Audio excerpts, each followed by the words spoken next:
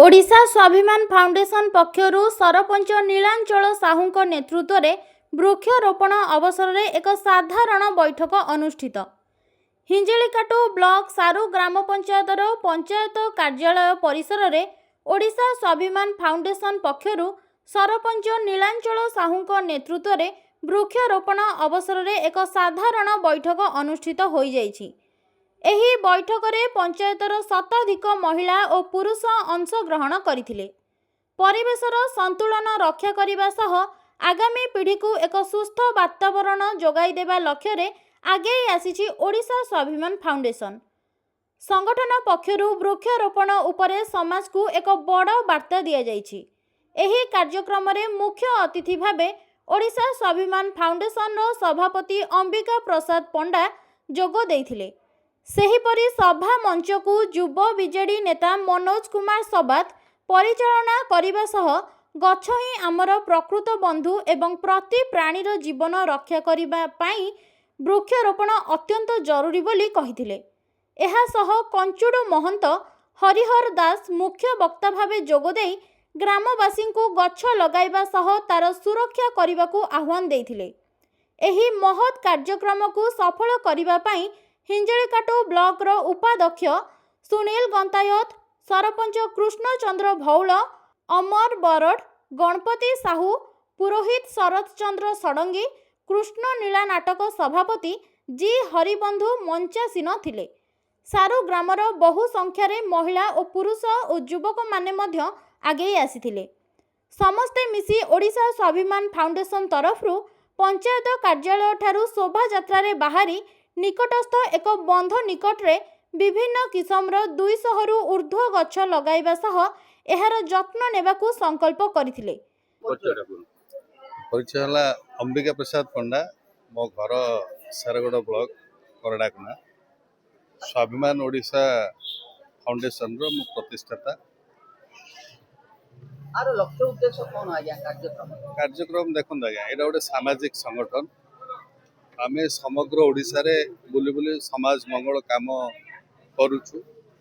ये एई आम अंचल जेहेतु हिंजिलिकाटू ब्लॉक हमर सारू सरपंच हमर बड़ भाई तांको पंचायत रे आज गोटे वृक्षरोपण कार्यक्रम रखाई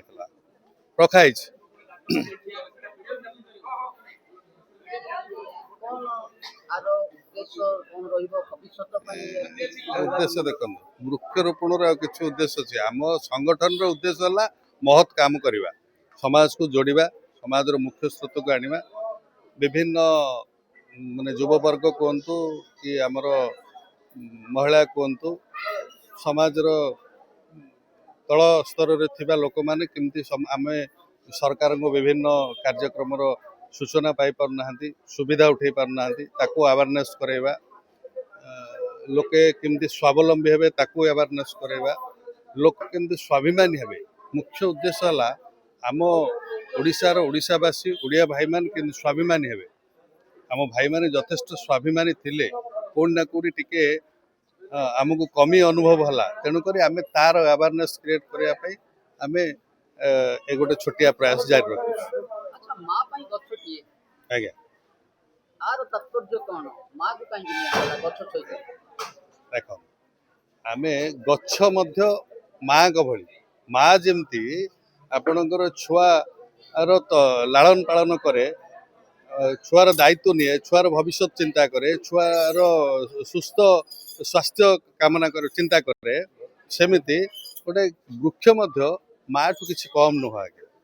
गछ मध्य आपन को छाई दिए, आपन को अम्लजान, मुख्य कथा है अम्लजान दिए, आपन को छाई दिए, आपन को फल दिए, आपन को डाल दिए, तार पत्र खाऊ, डाल खाऊ, विभिन्न माने समाजर सबु प्राणी मानकर सेवार लगे वृक्ष, मनीषर प्लस अन्य प्राणी मानकर मध्य सेवार लगे। तेणुक ताको मार आख्या दिया, माँ सहित सामान कराई, माँ जहा वृक्षता।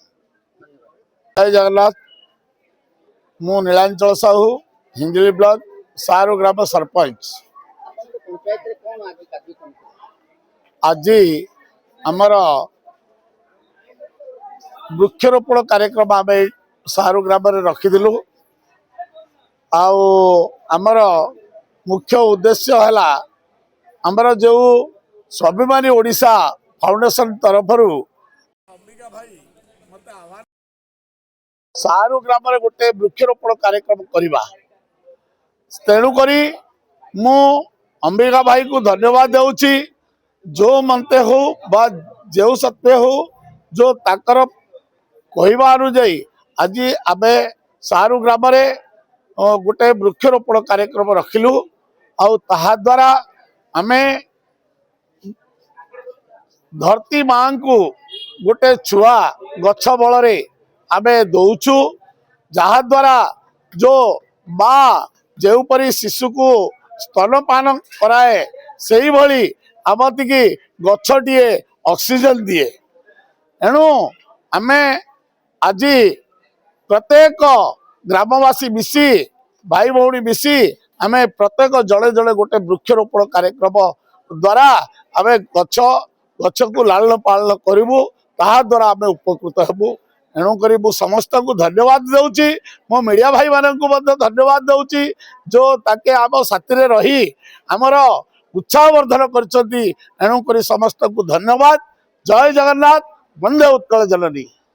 मनोज कुमार सावत वन सुरक्षा समिति सभापति शासन आंबगा आज सारू ग्राम रे नियर ढंग रे वृक्षरोपण कार्यक्रम रे योगदान देले कोन आज लोक बार्ता देबो चाहू आजिर यही वार्ता होची आजिर जीवन में गछर बहुत आवश्यकता अच्छी गछ सहित लोक मानकर किपरि निबिड़ संपर्क अच्छी पुराण रे मध्य गछ को देवता सहित तुल्य करा जायतिला एवं आजिर ये आधुनिक समाज जो गछ को दूर रखी तार जीवन शैली पे आगु जाउची एवं वर्तमान रो समय आसी गछटे जीवनटे गछटे समस्ते समस्ते जदि गोटे गोटे गछ लगा प्रयास जारी रखिबे ताले हमर परिवेश संतुलन रहइबो एवं ओडिशा स्वाभिमान फाउंडेशन तार जो प्रयास जारी रखिछि तांको आमे धन्यवाद जणाउछु एई तांकर अंबिका भाई जे कि आसी हमर एई सारू पंचायत रु तांकर कार्यक्रम आरंभ करछन्ती तांको मध्य आमे एई अंचल तरफ धन्यवाद जणाउछु।